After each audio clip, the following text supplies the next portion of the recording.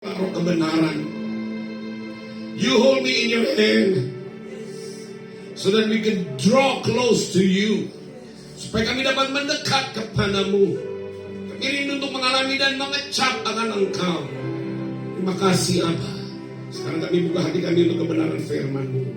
Kami tangkap di dalam nama-Mu, ya Yeshua Mesias. Haleluya. Amin. Amin. Shalom, selamat pagi semuanya. Yang ada di sini shalom. Yang ada di live streaming shalom. Di Sunday Word of Life kita pada hari ini. Pada hari ini saya ada di Semarang. Kita ada di satu tempat, satu menara doa yang ada di satu area di daerah Simpang 5 bersama-sama dengan Adonai Ministry di sini, menara doa. Dan inilah kesempatan untuk saya melayani Sunday Word of Life dari tempat ini.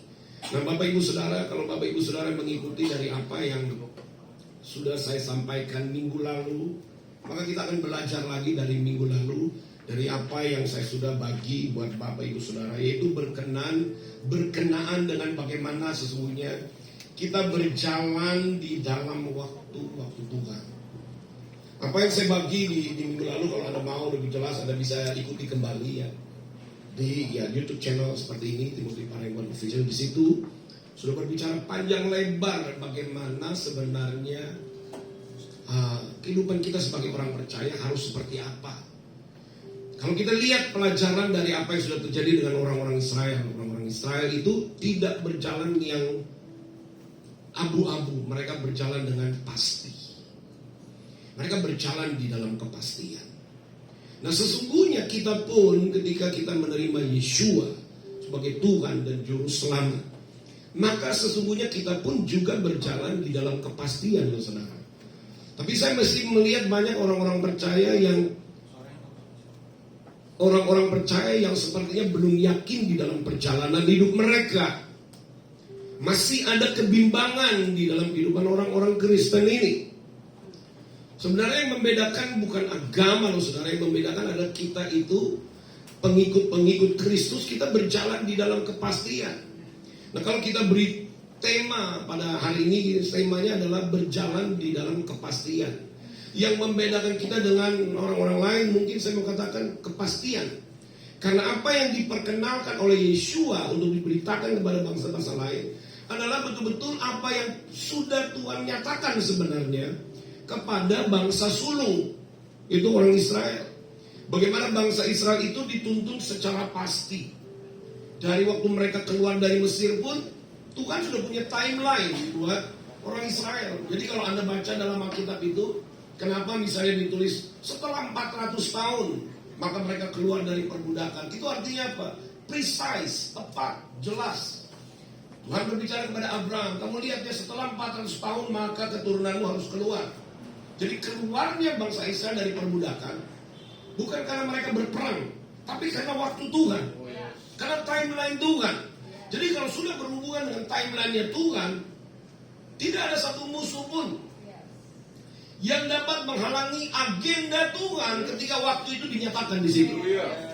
Sekali lagi, ketika waktu Tuhan harus dinyatakan ke bumi, nggak ada satu musuh dapat menunda, tapi itu harus tergenapi. Dan bangsa Israel keluar karena waktu Tuhan. Jadi waktu mereka keluar karena waktu Tuhan, kemudian Tuhan mulai terus bimbing mereka. Dan Taurat diberikan adalah untuk mengenali bahwa perjalanan mereka itu mereka berjalan secara jelas. Kalau Bapak Ibu perhatikan, kalau orang yang misalnya Anda yang suka belajar Alkitab, apalagi Anda adalah orang sekolah teologi ya, maka di sini kita lihat orang Israel itu diberikan Torah yang adalah ketetapan-ketetapan untuk apa sebenarnya? Dan kenapa pun Tuhan membawa mereka berkeliling selama 40 tahun. Padahal dari Mesir ke tanah perjanjian itu sebentar aja. Tapi karena dibawa berkeliling 40 tahun, kalau kita tidak terkoneksi kepada maksud Tuhan, kita mungkin berpikir itu karena kebodohan mereka, maka Tuhan memperpanjang waktu menjadi 40 tahun. Bukan Tuhan memperpanjang waktu karena kedegilan mereka. Tapi pengertian barunya tuh begini. Tuhan sudah atur waktunya, bahwa dalam 40 tahun itu mereka diajar untuk mengerti apa yang harus mereka terima di dalam tahun-tahunnya Tuhan.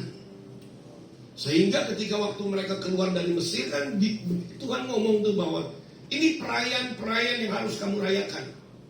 Ini sudah diatur di dalam waktu yang telah ditetapkan. Ada waktu yang sudah ditetapkan untuk perayaan-perayaan Tuhan itu diadakan. Dalam 1 tahun ada 7 perayaan yang kemudian disingkat menjadi 3 perayaan.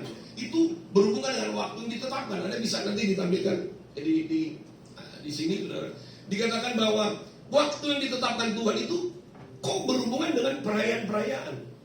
Jadi perayaan-perayaan itu bukan sekedar celebration, tapi ada hubungannya dengan waktu-waktu yang ditetapkan. Mari kita lihat dulu, ditampilkan. Cari ada kata kuncinya pada waktu yang sudah ditetapkan.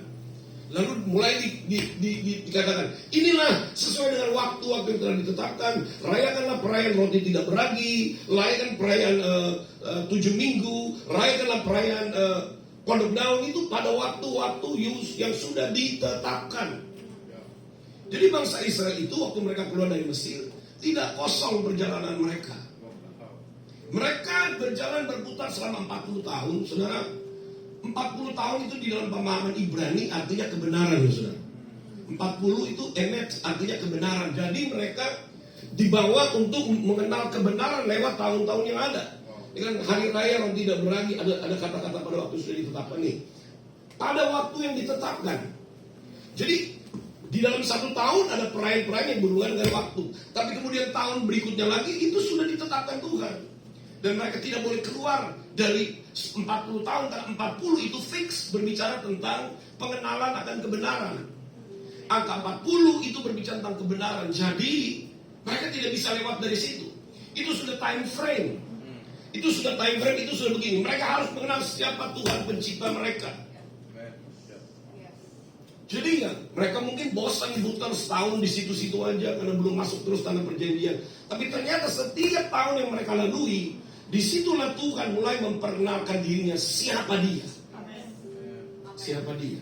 Yang kedua, tentu Tuhan mulai memperkenalkan kepada mereka siapa mereka di hadapan Tuhan. Jadi waktu mereka masuk ke tanah janji, mereka sudah punya itu pengertian. Aku punya Tuhan dan aku tahu siapa aku karena aku ditebus.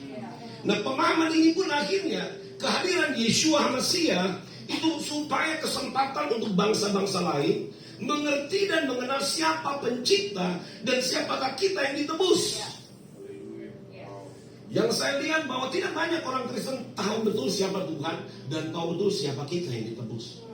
Itu sebabnya saya masih menemukan orang-orang yang kecewa, orang-orang yang putus asa, orang-orang yang hidup dalam kebimbangan, orang yang tidak tahu mau buat apa lagi. Akhirnya intimidasi menguasai mereka, kegagalan, akhirnya mereka melihat diri mereka sendiri, aku ini orang gagal dan lain sebagainya. Kenapa bisa terjadi demikian? Karena mereka tidak mengerti apa yang menjadi rencana Tuhan. Kalau kita lihat misalnya dalam Yeremia 29 ayat 11, Yeremia 29 ayat 11 berkata begini, aku ini Tuhan, mengetahui rancangan-rancangan apa yang ada padaku. Plural, bukan cuma satu rancangan. Aku ini Tuhan yang mengetahui rancangan-rancangan. Jadi ada jamak. Bagaimanakah rancangan-rancangan Tuhan tergenapi atas kehidupan kita? Dan lagi pula dikatakan dalam ayat itu rancangan shalom. Damai sejahtera itu shalom. Jadi setiap rancangan-rancangan Tuhan itu shalom, itu berbicara ada tudung, cover. Amin. Dikatakan rancangan-rancanganku adalah rancangan shalom. Kenapa rancangan siap? Sebab itu sebuah perjalanan maju.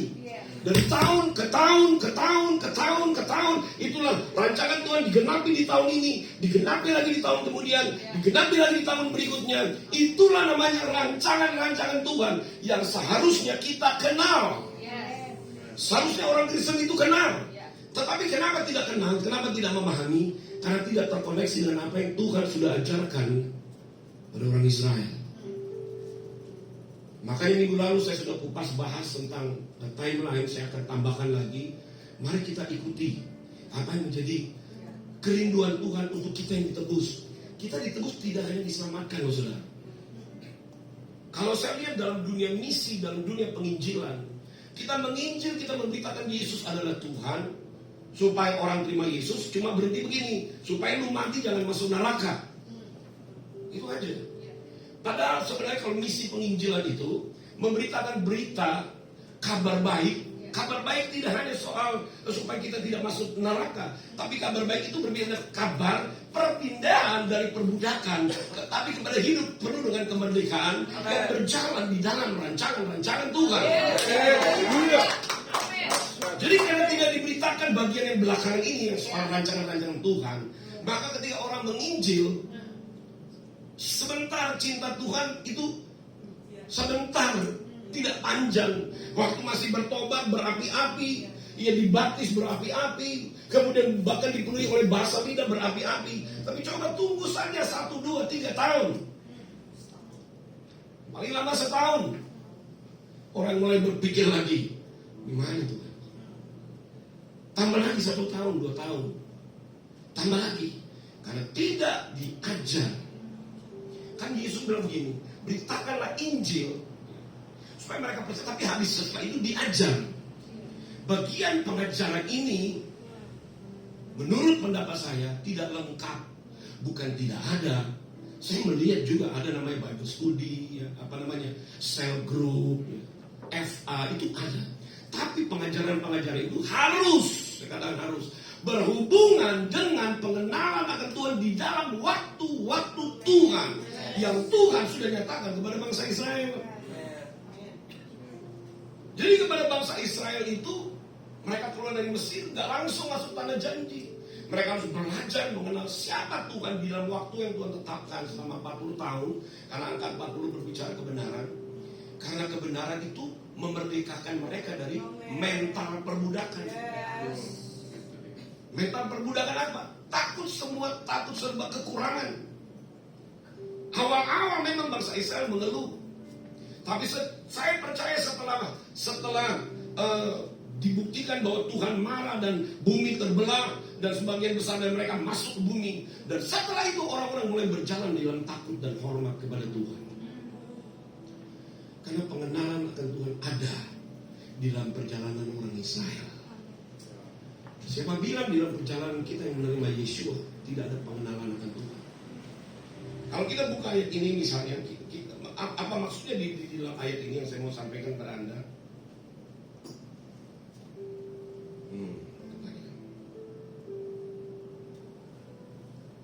Di dalam surat kitab Pengkhotbah ini misalnya,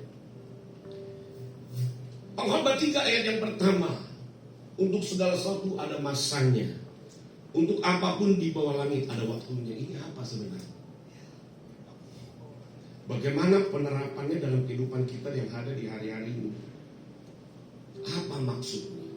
Untuk segala sesuatu ada masanya, untuk apapun di bawah langit ada waktunya. Ternyata kalau kita lihat begini saja kita nggak ngerti, kita nggak tahu apa ini. Kita nggak paham. Tapi saya mau coba buka ayat yang lain lagi yang ada hubungannya lagi begini.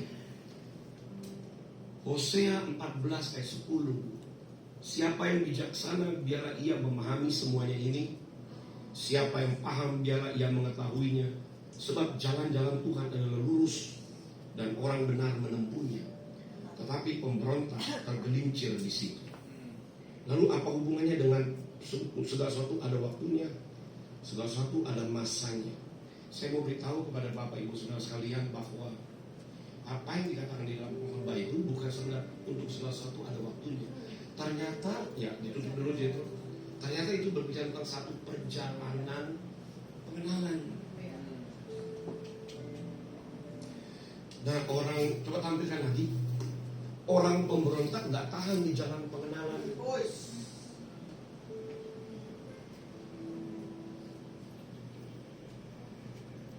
Orang benar menempuh jalan-jalan Tuhan, jalan. Makanya Yesus pun ngomong di dalam Yohanes 14 ayat 6, akulah jalan, akulah kebenaran, akulah hidup. Saya mau buktikan kepada saudara, Yesus membuktikan dua hal. Pertama dalam Yohanes 14 6, akulah jalan, kebenaran dan hidup. Yang kedua dalam Wahyu, akulah Alfa dan Omega, akulah yang awal dan yang akhir. Kira-kira apa itu? Akulah jalan, kebenaran dan hidup. Lalu akulah yang awal dan yang akhir. Berarti kalau saya mau jelaskan tentang Yohanes 14 ayat 6, akulah jalan, kebenaran dan hidup, kemudian akulah yang awal dan yang akhir, itu berbicara tentang apa itu? Timeline. satu perjalanan waktu. Apa itu perjalanan waktu apa? Perjalanan waktu pengenalan. Dia bilang, akulah yang awal dan akulah yang akhir. Akulah jalan itu, akulah kebenaran itu, dan akulah hidup. Artinya, ketika kita menempuhnya, maka berlakulah apa yang dikatakan di dalam Hosea 14. Siapa yang bijaksana, biarlah ia memahami semuanya ini. Siapa yang paham, biarlah ia mengetahuinya. Sebab jalan-jalan. Jadi kata jalan-jalan Tuhan korelasinya dengan Yeremia 29 ayat 11. Rancangan-rancangan. Sebab setiap rancangan itu pasti ada di dalam jalan-jalan. Satu perjalanan itu sudah merupakan jalan. Jadi ada rancangan Tuhan yang harus kita kenali setiap tahun. Dan itu pasti upgrade. Kita nggak bisa mengerti Tuhan langsung, nggak mungkin Bapak Ibu Saudara. Makanya Tuhan sediakan, Tuhan memberikan kepada bangsa Israel tahun-tahun Ibrani. Supaya di dalam setiap tahun-tahun itu orang Israel semakin mengenal ini Tuhan penebusku. Dan bagi kita juga demikian untuk mengenal Yeshua. Nggak bisa dalam satu ketika. Harus ada sebuah journey, harus ada sebuah perjalanan. Dan bagi orang yang bijaksana menurut Hosea 14 ayat 10, di dalam perjalanan pengenalan akan Tuhan itu, kalau dia bijaksana, maka dia akan banyak melakukan penanggalan. Ini saya katakan. Jalan-jalan Tuhan itu perjalanan dalam waktu Tuhan yang ada di Yohanes 14:6, perjalanan pengenalan akan Tuhan. Kita nggak bisa mengenalkan Tuhan dalam satu saat, nggak bisa. Harus ada perjalanan yang kita lalui. Dan percayalah dalam setiap perjalanan yang kita lalui, kalau kita bijaksana. Siapa orang bijaksana? Orang bijaksana adalah orang yang selalu membuka hati untuk improve. Apa improve itu? Bahasa lain improve apa ya? Untuk upgrade juga, bahasa Inggris juga. Peningkatan untuk memperbaiki. Orang yang bijaksana kan gini. Dulu saya jatuh di lubang ini. Berjalan kemudian saya akan tahu ada lubang. Itu namanya the wise, orang bijaksana. Dia tidak mau jatuh di lubang yang sama untuk kedua kalinya. Jadi ada pembelajaran, kemudian ada berhati-hati. Begitulah caranya Tuhan menuntun kita dalam jalan-jalannya, supaya kita semakin mengenal Dia. Maka teguran, nasihat, koreksi selalu ada di dalam tahun-tahun Dia. Supaya jangan kita berbuat hal yang sama di belakang, lalu kita buat lagi di depan. Supaya jangan buat hal yang sama lagi. Kejatuhan, kegagalan, kesalahan, jangan kita buat lagi. Supaya karena gini, semakin kita mengenal Dia, kalau betul kita bijaksana, maka semua yang tadinya melekat di dalam diri kita, saudara harus tahu bahwa yang melekat dalam kehidupan manusia, yang membuat manusia bertumbuh dengan satu jati diri yang dia pikir, inilah identitasku. Tuhan menerima aku apa adanya. Seringkali saya lihat tuh banyak dipakai begitu, apalagi di antara anak-anak muda. Tuhan menerima aku apa adanya. Ya awalnya apa adanya. Setelah itu tidak bisa apa adanya lagi. Kamu jalan, dulu kamu compang-camping, berantakan, sekarang kamu harus rapi. Karena itulah perjalanan pengenalan. Dan untuk melihatnya harus lihat tahun-tahun Ibrani. Kenapa? Pada tahun-tahun Ibrani itu ada message, ada pesan. 2023 kita nggak tahu pesan apa di 2023 ini. Kita lihat Alkitab, ya kita belajar, tapi bagaimana tuntunan Tuhan di tahun ini kita nggak tahu. Tapi begitu kita terkoneksi dengan tahun Ibrani 5783, akhirnya kita tahu, oh, ini ada pesan yang harus kita pelajari dalam satu tahun. Misalnya tahun 5783 Ibrani sekarang, itu dalam satu tahun pengertian tentang penebusan harus kuat. Nanti masuknya yang depan lagi 5784, itu sudah berbicara tentang penebusan, pintu yang terbuka. Kita harus dalam satu tahun, kupasannya satu tahun dari tiap bulan itu harus kita kupas makin dalam, supaya perjalanan kita makin jelas. Amin. Satu contoh misalnya tentang tahun ini berbicara tentang kekuatan penebusan. Seberapa banyak sih orang yang tahu bahwa kekuatan penebusan Tuhan itu seperti apa? Kalau kita tanya, kalau saya tanya kepada Anda, sampai sejauh mana Anda tahu tentang Yeshua sang penebus itu? Mungkin Anda menjawab, ya dosaku diampuni, cuma segitu. Apalagi? Penyakitku disembuhkan, oke cuma segitu, apalagi? Ternyata banyak saudara.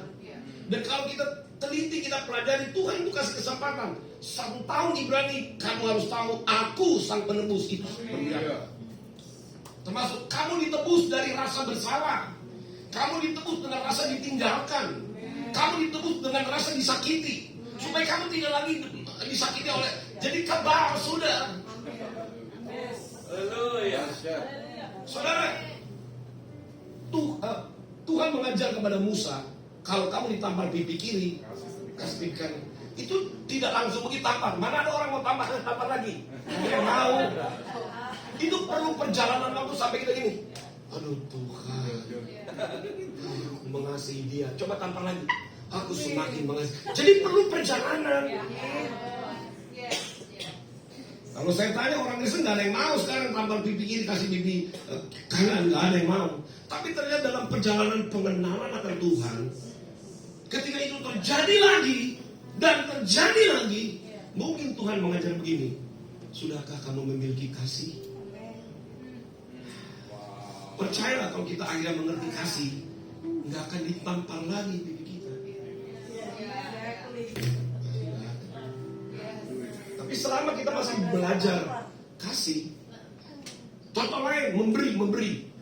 Selama kita belum lulus urusan menabur, kita akan dikejar terus menabur. Saya pada waktu Tuhan bawa saya pelayanan ke Morris Rulo waktu itu, saya mindset orang Indonesia kan ternyata lain dengan mindset orang Barat. Sana secara kerohanian tentu lebih maju. Saya ke sana, Tuhan Yesus 1 kali ibadah bisa 7 kali persembahan, gimana caranya? Saya bilang, Tuhan ini gak masuk akal, jangan-jangan ini mata duitan. Ternyata enggak, saudaraku. Itu berbicara bagaimana kita merespon. Akhirnya dalam komunitas kami pun saya tidak batasi. Mari kita angkat hati, mari kita terserah orang mau menabur dari awal, di tengah, di belakang, 2 kali, 3 kali. Tidak lagi dibatasi. Dan waktu itu saya belum mengerti. Karena saya bilang, Tuhan, ukuran yang kamu pakai akan diukurkan kepada.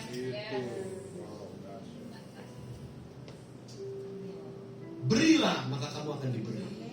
Takaran itu. Jadi kalau kamu beri cuma 5 kali, kamu akan diukur cuma 5 kali. Tapi kamu beri lagi, menabur. Tuhan bilang, oke, sudah. Kamu begitu, aku beri kamu lebih banyak lagi. Itu sama aja dengan pipi kiri, pipi kanan. Jadi perjalanan pengenalan akan Tuhan sudah kasih temanya setiap tahun. Kalau kita ikuti saja, sebenarnya kita nggak rugi. Kalau kita ikuti saja, hidup kita luar biasa loh sebenarnya. Tuhan mau bawa kita masuk di dalam pengenalan akan Dia sangat luar biasa. Mari kita lihat lagi ayat lain lagi. Yesaya 2 ayat yang ketiga. Yesaya 2 ayat 3 ini.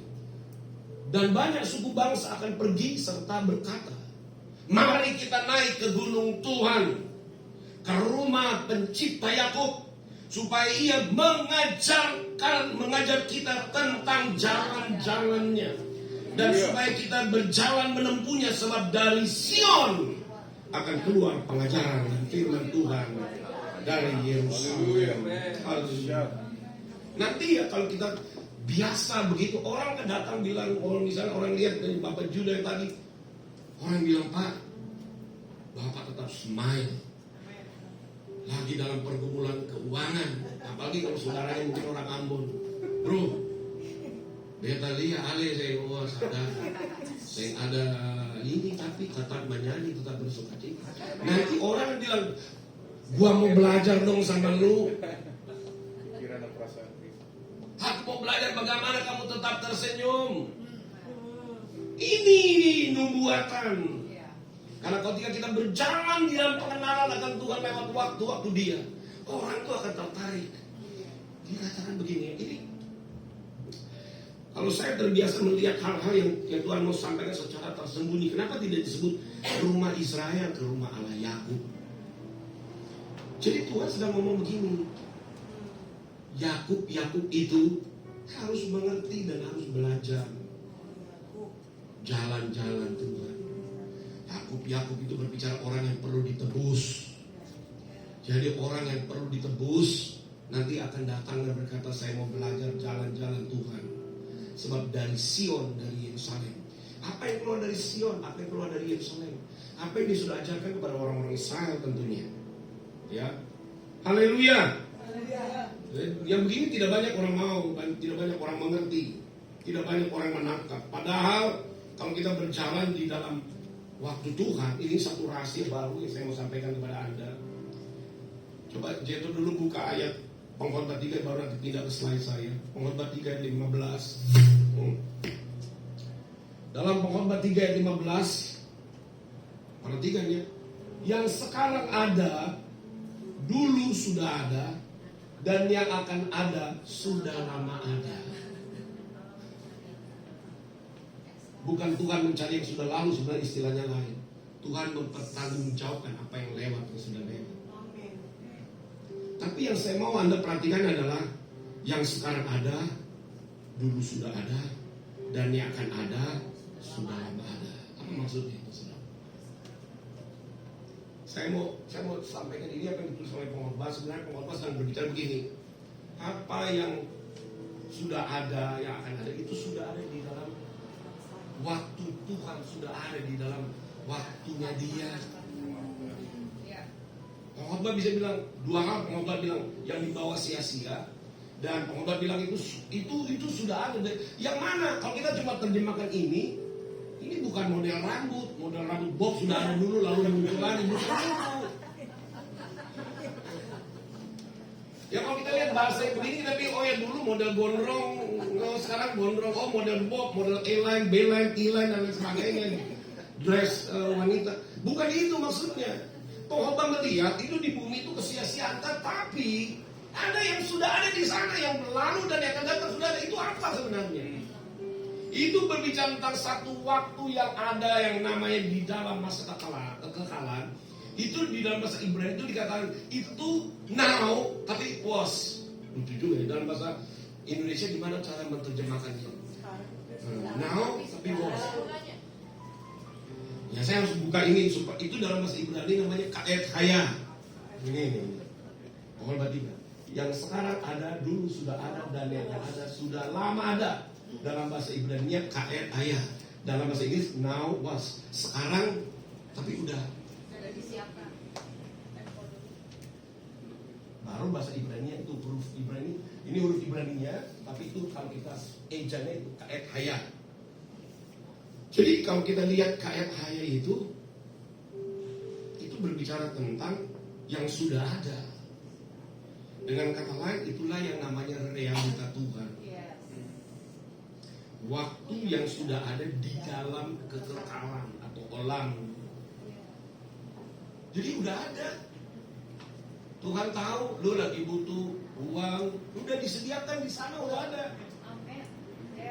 Ini namanya kepastian. Ini namanya kebenaran. Ini namanya realita kebenaran. Manusia memikirkannya susah. Daud aja berkata, aku tidak mungkin memikirkan hal ini, terlalu jauh bagiku. Berarti Tuhan sudah menciptakan perjalanan kita ke depan. Dia sudah menciptakan kepastian di depan. Tapi karena orang tidak terkoneksi dengan tahun-tahun Ibrani, nggak bisa mengerti bahwa ternyata setiap tahun ada tuntunan. Bayangkan kalau tidak terkoneksi dengan tahun Ibrani, kita nggak tahu tuntunan Tuhan ngomong apa ini sekarang. Padahal di dalam waktu Tuhan itu semua udah tersedia. Jadi waktu Kristus datang, dia tidak hanya menyelamatkan kita dari dosa, tapi dia mau memindahkan kita kepada rancangan-rancangan dia. Dan rancangan dia bukan rancangan kegagalan, tapi rancangan yang pasti. Perjalanan hidup yang pasti. Bukan gini, kira-kira aku diberkati gak ya hari ini, tahun ini.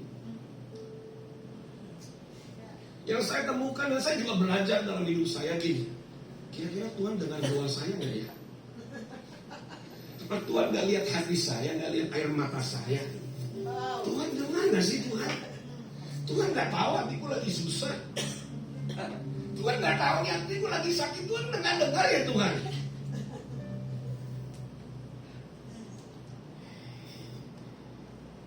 Saya menemukan jawaban ketika orang bertanya, Tuhan, gak ada uang ini, Gimana ini udah habis duit, belum bayar kontrakan,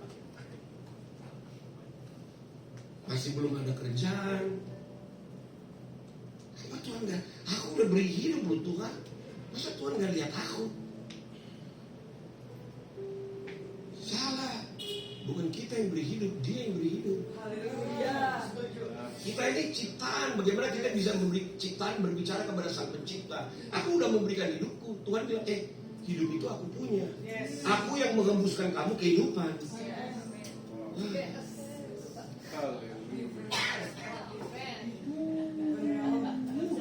Gak bisa kita. Tuhan, aku udah all out kok sama Tuhan. Hidupku berikan semuanya loh Tuhan. Tuhan bilang, apa? Tuhan lagi? Paling dia bilang, makanya kamu tidak terkoneksi dalam agendaku. Jadi kamu merasa kamu telah memberi semuanya. Padahal aku menyediakan kepadamu sebelum kamu lahir. Anda tahu nggak bahwa sebelum kita lahir, Tuhan sudah menyiapkan semua sarana. Contohnya dari mana Pak? Taman Eden, mana lebih dulu ada Taman Eden atau manusia? Taman Eden dulu toh. Jadi kalau Taman Eden ada lebih dulu, Judah tinggal bilang terima kasih Tuhan. Sekalipun aku belum lihat, tapi Taman Eden sudah ada di atasku. Haleluya!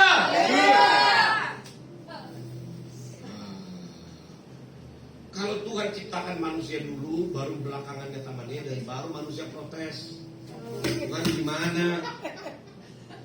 Masa aku gini tengah-tengah? Nggak mungkin.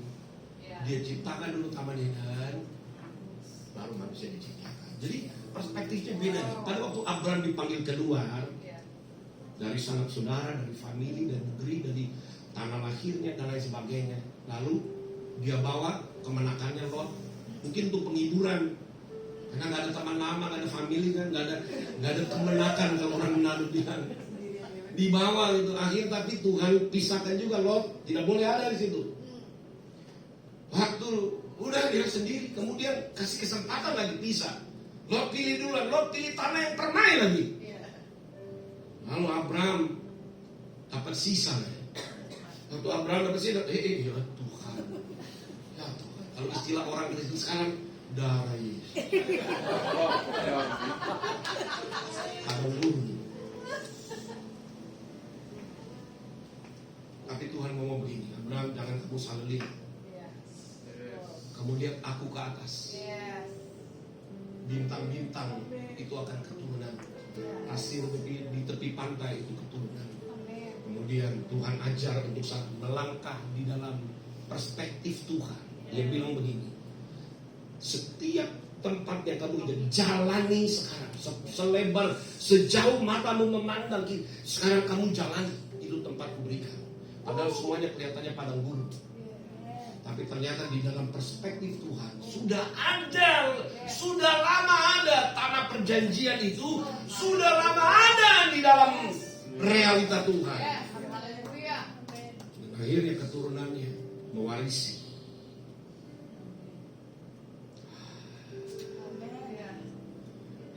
Dan ini yang saya mau katakan kepada Bapak Ibu Saudara sekalian, saya mau ajak Anda untuk terkoneksi seperti kami pun terkoneksi dengan tahun-tahun Ibrani. Ketika kita terkoneksi, kalau kita ada masalah, kita ingat ini Tuhan yang memulai, Tuhan yang akan menyelesaikan. Amen. Untuk menciptakan satu realita untuk aku dan aku mau berjalan. Aku ditebus, aku dipisahkan dikeluarkan dari dosa, dipindahkan sekarang aku masuk di dalam tahun perkenanan. Coba kita buka. Tolong media buka Yesaya 49 yang namanya waktu perkenanan itu kira-kira gimana sih?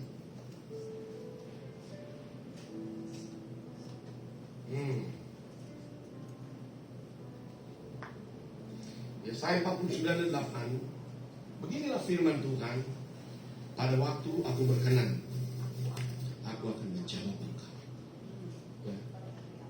Pada hari aku menyelamatkan, aku akan menolong engkau dan membentuk engkau menjadi perjanjian bagi manusia, membangun bumi kembali untuk membagi-bagikan tanah pusaka yang sudah sepi, sunyi sepi. Sekarang gini, bagaimana kita tahu waktu perkenanan Tuhan? Kapan kita tahu waktu perkenanan Tuhan? Besok kah? bulan depan, tahun depan. Mana yang namanya waktu perkenanan? Coba saya tanya. Siapa mau jawab? Yang namanya waktu perkenanan dimulai dari mana?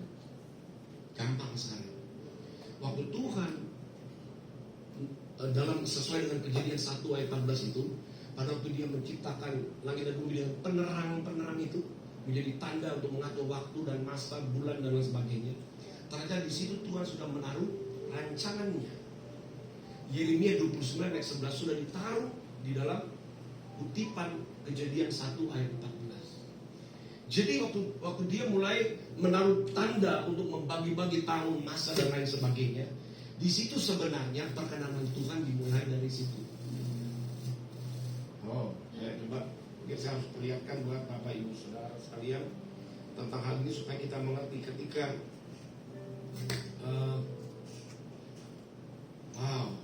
ini memang kalau kita kupas pelan-pelan, kita bahas pelan-pelan, kita betul-betul mengerti apa yang sebenarnya Tuhan sedang bicarakan ini.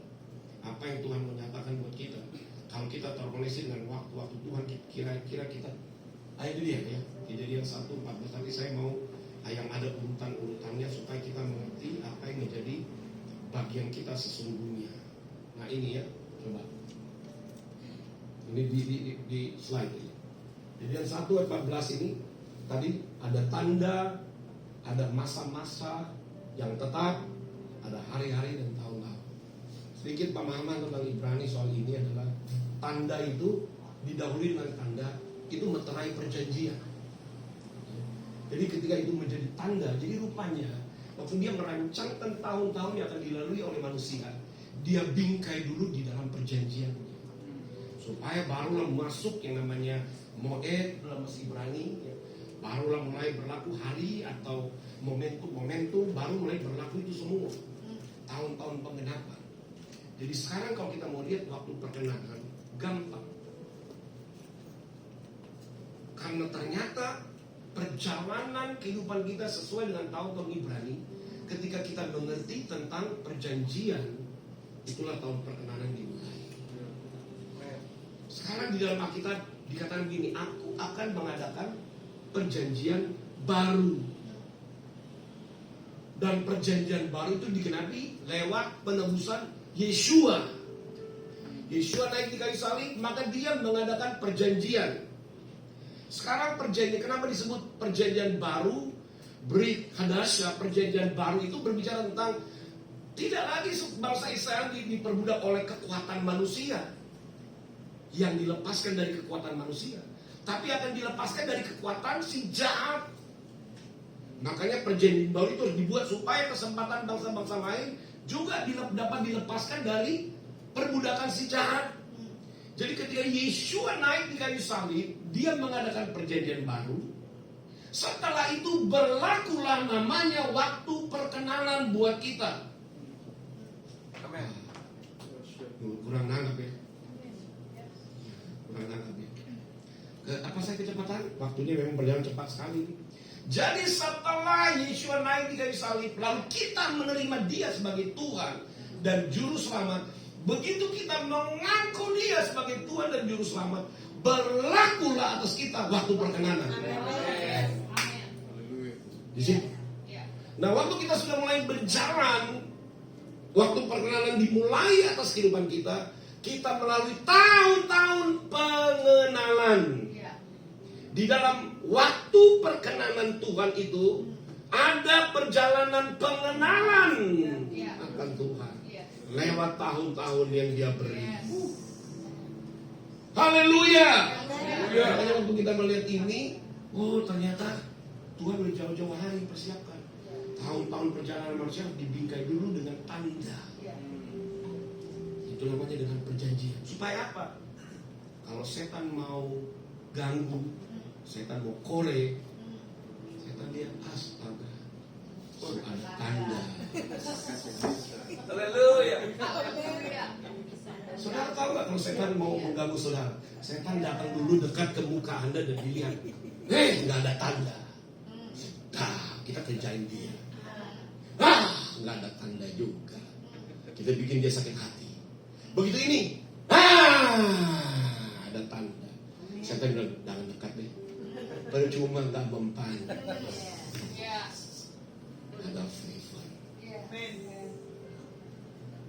kitanya harus tahu. Kalau kita yang nggak tahu, kita pikir kita belum ada tanda. Makanya waktu setan goyang dengan macam-macam apa yang ada terjadi dalam kehidupan manusia, kita bilang, Tuhan, aku udah beli hidup nih Tuhan. Tidak terjadi apa-apa. Hari ini saya mau sampaikan kepada Anda, pahami tentang penebusan. Karena penebusan itu adalah perjanjian yang dia buat. Begitu kita memahami penebusan Tuhan, kita mengerti perjanjian, maka kita ada di dalam bingkai waktu perkenanan. Oh haleluya. Jadi ketika tutup lagi dia. Jadi kita ketika ada di dalam waktu perkenanan, maka ya berubah perjalanan hidup kita jadi lain. Perjalanan hidup kita jadi lain. Kita tahu jalan-jalan Tuhan, kita menjadi orang bijaksana, kita belajar. Oh Tuhan maunya begini, kita ikut. Oh Tuhan sedang mengajar aku mengasihi, kita ikut. Oh Tuhan sedang mengajar aku mengampuni, kita ampuni. Oh Tuhan sedang mengajar aku menabur, kita menabur. Oh Tuhan sedang mengajar aku untuk sehati, aku sehati. Kan itu harus berjalan, tidak bisa instan. Tapi kalau kita ikuti, nantinya yang berbahagia adalah kita. Dalam doa Roh Kudus katakan, sebelum aku datang kembali, aku akan menemukan orang-orang yang berhasil. Aku mau menemukan orang-orang yang mengalami apa yang aku sudah simpan buat mereka, apa yang sudah aku siapkan buat mereka. Aku mau supaya ketika aku menyatakan waktu perkenananku, pembelaanku ada di situ. Amin. Haleluya. Haleluya. Setuju saudara? Apakah saudara mengerti bahwa iya ternyata penebusan Tuhan itu kita sudah dimeteraikan atau kita dibingkai. Saya mau tampilkan gambar ini, saudara. Ini sebenarnya ini ya. Tunggu dulu. Waktu perkenanan itu bahasa Ibrani sebenarnya Lamoed. Lamoed itu waktu perkenanan. Jadi pada waktu aku perkenanan, jadi kapankah secara nyata Lamoed itu menjadi bagian kita setelah penebusan Tuhan? Karena dia datang untuk membawa waktu perkenanan. Yeshua datang untuk membawa waktu perkenanan. Jadi sekarang kalau kita lihat ini, saudara harus mengerti ini. Ini gambarnya. Yesus, ini Alfa dan Omega, Alef Taf, ini Yeshua dalam kurung Lamoed. Kalau kita buka ini pasti saudara jadi akhirnya mengerti kenapa. Aku adalah Alfa dan Omega, yang pertama dan yang terkemudian, yang awal dan yang akhir. Kenapa ini harus dicatat oleh Yohanes di Pulau Patmos?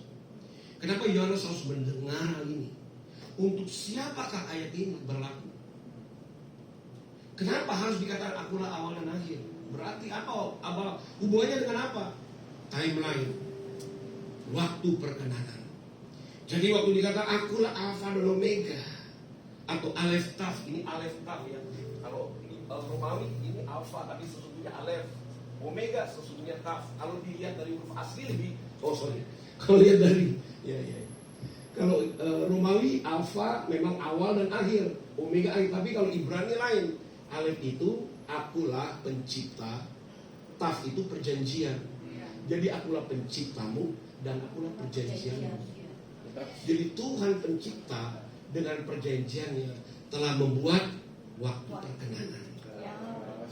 Bisa ngerti? Kalau kita cuma bahasa Romawinya cuma Alfa Omega yang awal dan akhir. Tapi huruf Ibrani Alef itu Tuhan.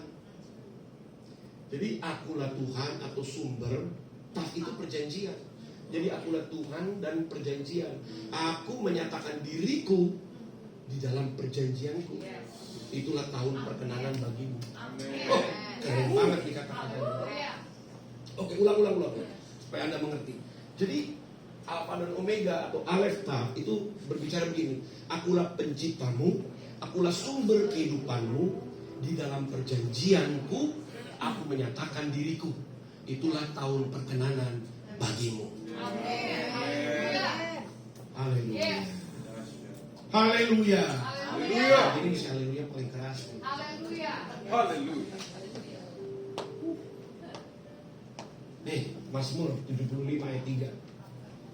apabila aku menetapkan waktunya, aku sendiri akan menghakimi dengan kebenaran. Itu kan pembelaan.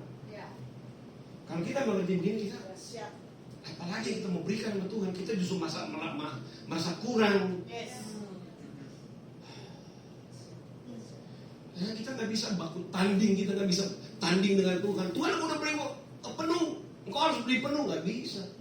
Dia sudah bawa kita masuk di dalam waktu perkenanan. Itulah timeline of the covenant, waktu perjanjian. Dan saya mau kasih tahu, kalau dibilang aku dan perjanjianku, artinya begini, Tuhan, catat nih baik ya, hanya hadir di dalam perjanjianmu. Ulang ya. Tangkap. Aku hanya hadir di dalam perjanjian. Jadi kalau kita, memang Tuhan itu maha hadir, betul ya. Tapi dia menyatakan kehadirannya hanya di dalam perjanjian. Kalau kita tidak mengerti perjanjian Tuhan, jangan harap Tuhan hadir dalam hidupmu. Jangan harap. Nah, pengertian ini tidak ditangkap oleh orang percaya, sehingga Tuhan hadir mana, kok nggak ada kehadirannya. Kehadiran Tuhan itu bukan dirasa-rasa, itu kepastian.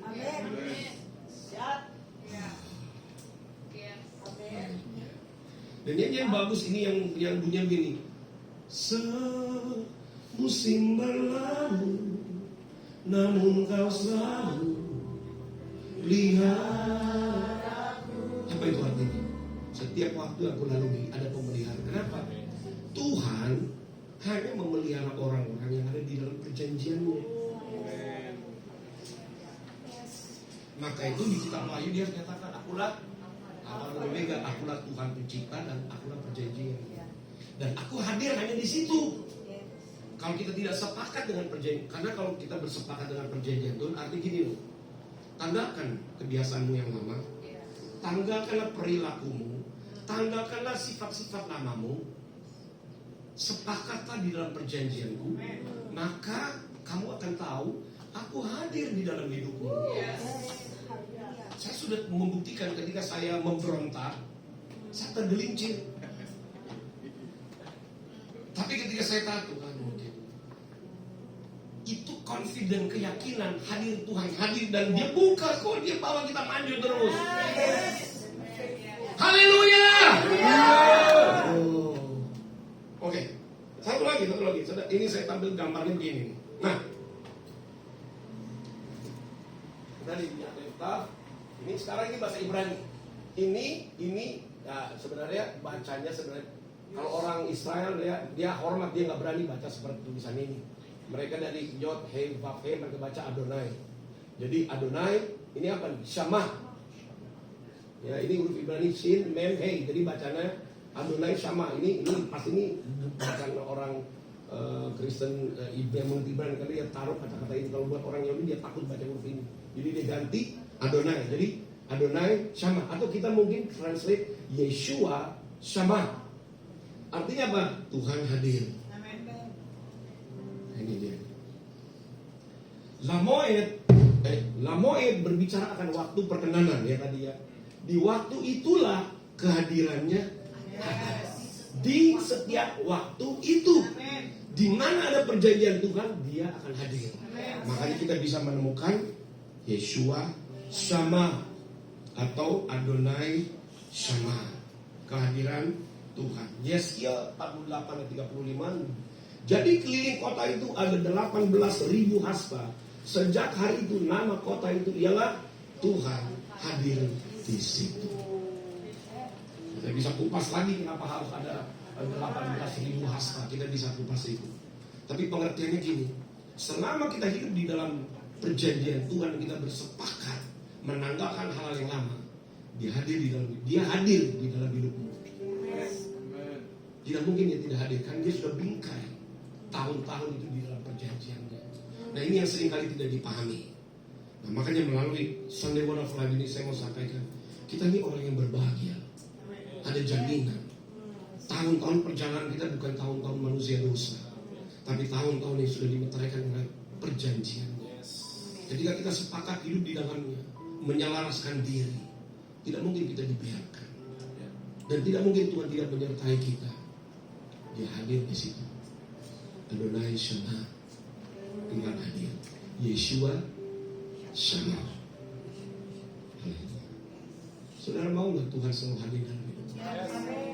Lihat aja dalam hidup kita, Tuhan, jika ada bagian dalam hidupku yang aku harus selaraskan, supaya aku berjalan dalam tahun-tahun, dan disitulah aku menemukan kehadiran.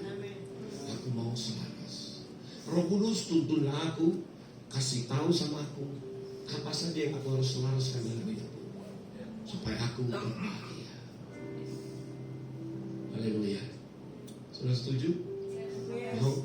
Jadi waktu kita nyanyi semusim berlalu, kita tahu waktu-waktu kita lalui bukanlah waktu yang sia-sia, tapi waktu yang kita lalui berjalan di dalam tahun-tahun Dia.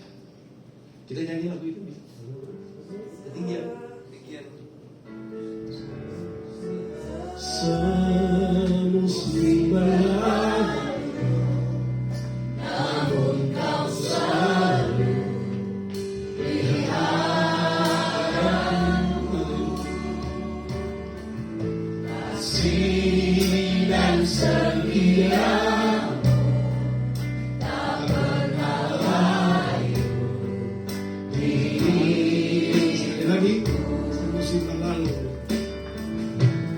Semusim berlalu, namun Kau selalu peliharaku.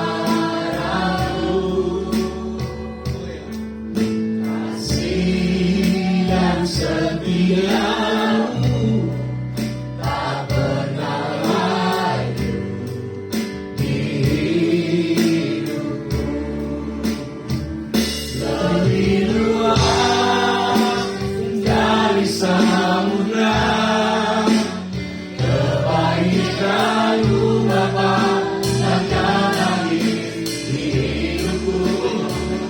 Lebih tinggi dari cakrawala, tak terbatas kasih-Mu.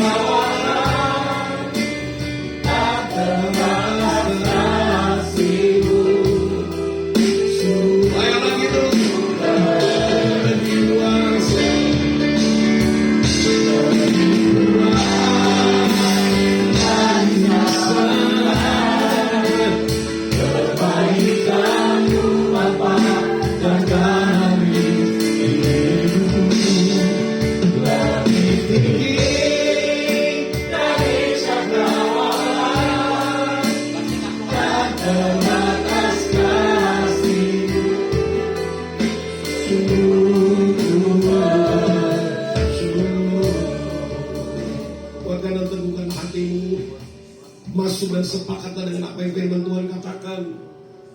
Selaraskanlah hidupmu, masuklah di dalam perjanjian yang Tuhan berikan buat kita semua. Sama seperti Tuhan berkata kepada Abraham, aku akan mengadakan perjanjian, tapi dari pihakmu kamu harus memegang perjanjian.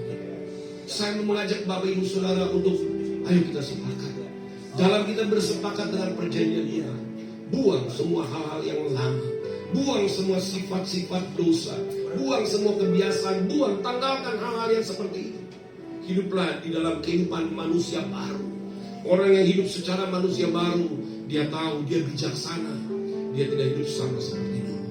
Dan saya yakin bahwa Tuhan akan bawa kita semua masuk dalam waktu perkenanan, dan berkat Tuhan itu akan selalu mengalir dalam kehidupan kita semua. Saya merasa ada orang-orang yang membutuhkan pertolongan, ada orang-orang yang susah secara keuangan, ada orang-orang yang bergumul untuk pekerjaan, ada orang yang sedang bergumul untuk kesehatannya. Maka dengarkanlah perkataan ini.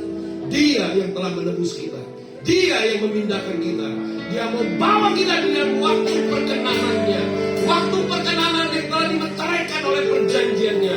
Dan ketahuilah oleh masih ada, mujizat masih ada. Dan Dia mau kita mengecap kebaikannya. Dia mau kita berkata, terpujilah Engkau Tuhan. Aku sampaikan hari ini kepada Anda, mulai dari hari ini percayalah bahwa pengharapan kita di dalam Dia tidak pernah sia-sia. Dan Tuhan mau memberikan pengalaman baru dan mujizat buat kita semua. Kiranya Tuhan memberkati kita semua sesuai dengan bilangan 6. Ini yang harus kita tangkap bersama-sama. Ketika Musa melepaskan berkat kepada bangsa Israel dalam bilangan 6, dikatakan begini, Tuhan memberkati engkau dan melindungi engkau. Tuhan menyinari engkau dengan wajahnya dan memberi engkau kasih karunia. Tuhan menghadapkan wajahnya kepadamu dan memberi engkau shalom. Artinya Dia memberikan naungan, Dia memberikan tuduh. Shalom itu turun setelah perjanjian Tuhan sudah diambil. Dan dalam kehidupanmu mulai hari ini, hiduplah di dalam shalomnya Tuhan. Hiduplah di dalam perjanjiannya Tuhan. Dan alamilah perkenanan Tuhan dalam kehidupan kita semua. Dalam nama di atas segala nama, Yeshua, Hamuel, Yeshua, Hamasiah, Yesus Sang Penebus, Yesus Juru Selamat, dan Yesuslah Dialah Sang Perjanjian itu. Yeshua Habib, Yeshua Perjanjian itu. Haleluya. Amin. Mari semua berkati dan pengumuman sampaikan oleh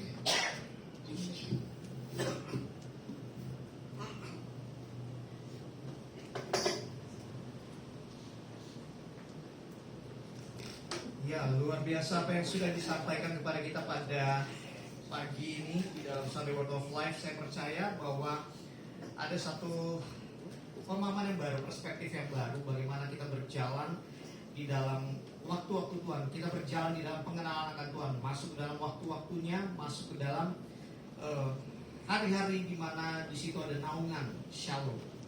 Oke, Bapak Ibu yang menyaksikan tayangan ini, Anda dapat memberikan responnya dengan memberikan taburan di rekening berikut yang ada di layar kaca.